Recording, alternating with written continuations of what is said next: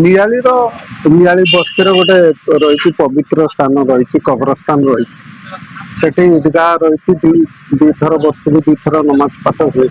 ବର୍ତ୍ତମାନ ଯୋଉ ସିଚୁଏସନ ଆସିଛି ସେଠି ଯୋଉ ପାଖାପାଖି ମୁସଲିମ ଭାଇମାନେ ରହୁଛନ୍ତି ପିଲାଙ୍କର ଗୁହ କନା ହଗିଜ ଏବଂ ସେଠି ଡ୍ରେନ କରି ଡ୍ରେନ ପାଣି ବି ଛାଡୁଛନ୍ତି।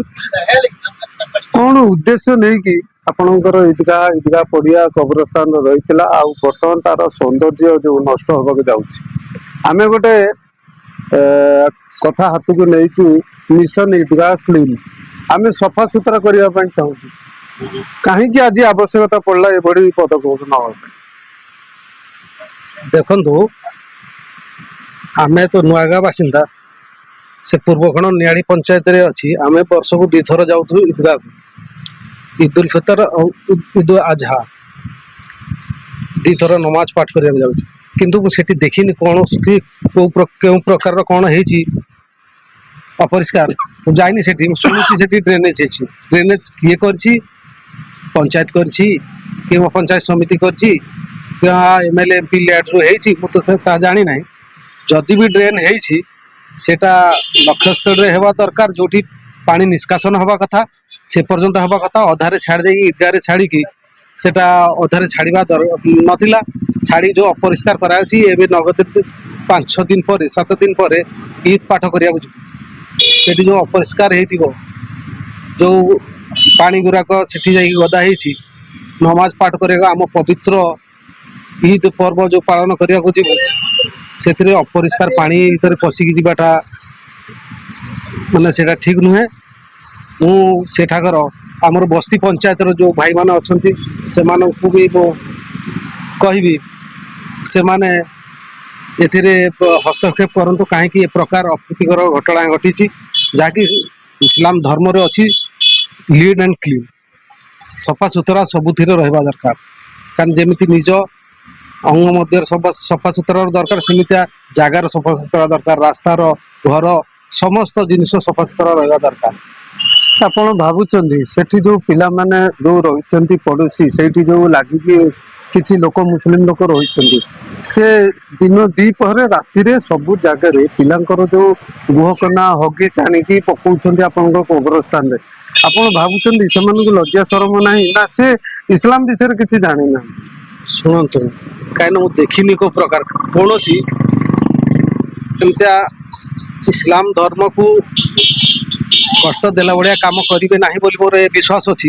ଇସଲାମ ଧର୍ମର ଲୋକମାନେ କ'ଣ ହେଇଛି ମୁଁ ସେ ପର୍ଯ୍ୟନ୍ତ ଯାଇନି କି ଦେଖିନି, ଗଲେ ତାଙ୍କୁ ବି ଜଣେଇଦେବି। କିନ୍ତୁ ସେ ଯୋଉ ଡ୍ରେନେଜ ହେଇଛି, ଡ୍ରେନେଜରେ ପକେଇବାର କାରଣ ବି ଥାଏ। ଏଠି ମଧ୍ୟ ଡ୍ରେନେଜ ଗୋଟେ ହେଇଛି, ସେଟା ନେଇକି ଆମେ ପ୍ରାଚୀରେ ଲଗେଇଛୁ।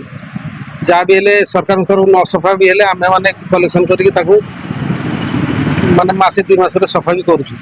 ସେ ଡ୍ରେନେଜ ମୁଁ ଆଜି ଯିବି, ଯାଇକି ଦେଖିବି କ'ଣ ଅଛି, କ'ଣ ସେଠି ଅପ୍ରୀତିକର ଘଟଣା ଘଟିଛି, ମୁଁ ସେଟା ଦେଖିବି। ଦେଖିଲା ପରେ ଆଉ ଗୋଟେ କଥା ଆମେ ଶୁଣିଛୁ କି ସେ ଯୋଉ ଇଦଗାହ ପଡିଆ ଆଉ କବରସ୍ଥାନ ୱାକଫ ବୋର୍ଡ ଅଣ୍ଡରରେ ଯାଉଛି, ତ ଯୋଉ ୱାକଫ ବୋର୍ଡର କିଛି ଜିମ୍ମେଦାର ବି ଥିବେ, ସେମାନେ କିଛି ରଖିଥିବେ, ମାପତା ରଖିଥିବେ, ତାର ଦେଖାରେଖ କରିବା ପାଇଁ କିଛି କମିଟି ବି ଥିବ, ଇଦଗାହ ପଡିଆର ବି କମିଟି ଥିବ।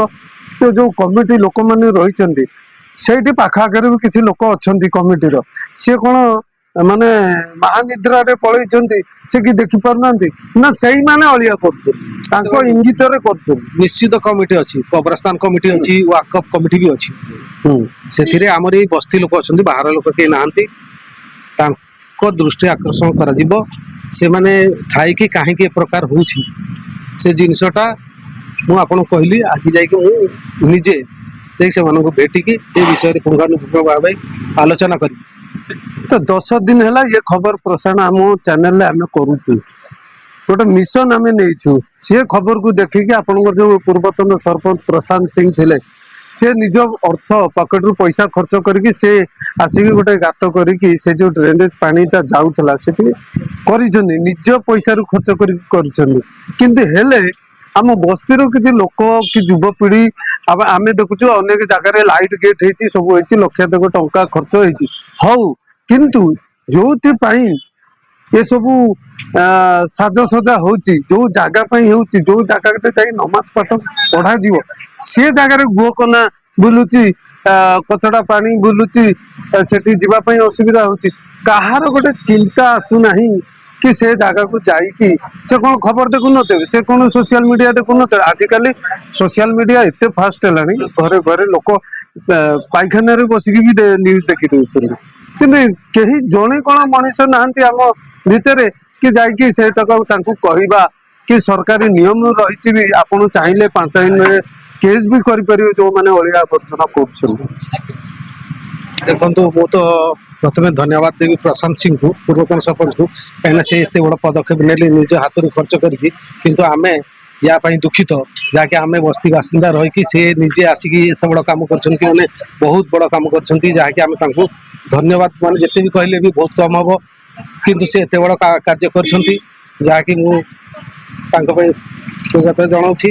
କିନ୍ତୁ ଆମ ବସ୍ତି ବାସିନ୍ଦା, ବସ୍ତିର ଯେଉଁ ଜଣାଶୁଣା ଯେଉଁ ବୁଦ୍ଧିଜୀବୀ ଯେଉଁମାନେ ପଦପଦବୀରେ ଅଛନ୍ତି, ସେମାନେ ଯେଉଁ ଏ ଜିନିଷ ଯେଉଁଟା ନ କରିପାରିଲେ ସେଟା ଆସିକି ପ୍ରଶାନ୍ତ ସିଂ ତାକୁ କରିପାରିଲେ, ସେଥିପାଇଁ ତାଙ୍କୁ ମୁଁ ଧନ୍ୟବାଦ ଦେଉଛି।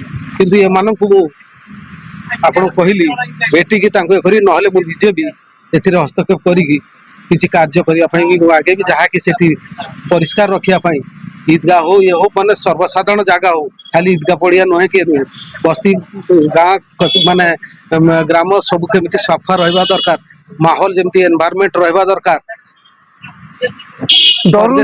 ପରିବେଶ ରହିଲେ ମାନେ ଯେ କହୁଛନ୍ତି ଯେତେ ପରିବେଶ ସଫା ରହିବ, ବାହାରେ ଦେଖିଲେ ପରିବେଶ ସଫା ରହିଲେ କହନ୍ତି କଥାରେ ଅଛି ଗାଁ ପରିବେଶ ଧୋବା ତୁଠୁ।